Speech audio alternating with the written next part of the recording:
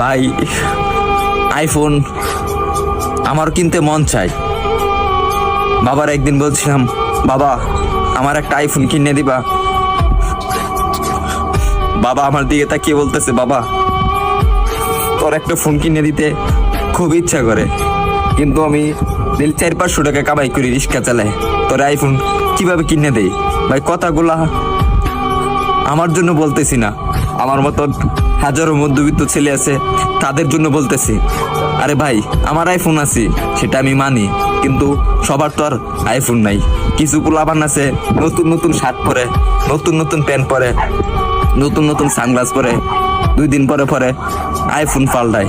তাদেরকে উদ্দেশ্য করে বলতেছি, ভাই আমরা গরিব মানুষ, ভাই আমরা দিনের না দিন খাই, আমরা আইফোন কিনবো ভাই, কারণ 3 বেলা তো ঠিক মতন খাইতে পারি না। পরে হঠাৎ একদিন বাবা কষ্ট করে প্রতিদিন 100 টাকা করে জমায়া একদিন আমাকে 14,000 টাকা দিল। 14,000 টাকা দেওয়ার পরে একটা আমি 6S কিনলাম।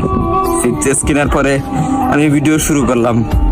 ভিডিও শুরু করে এই যে ভিডিও দিতে যে আপনাদেরকে, হয়তো আপনারা ভাবেন যে আমি কথাগুলা বলি লাইক ভিউ পাওয়ার জন্য।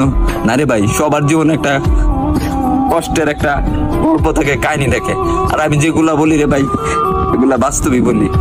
তারপরে ভিডিও করতেছি, আর এখন যখন ভিডিও করতেছি ভালো একটা পজিশনে যাইতেছি, একদিন আব্বুরে বললাম, আব্বু তুমি এই ফোনটা দিছো না, এই ফোনের টাকা একদিন আমি এই টিকটক থেকে তোমাকে ব্যাগ দেবো।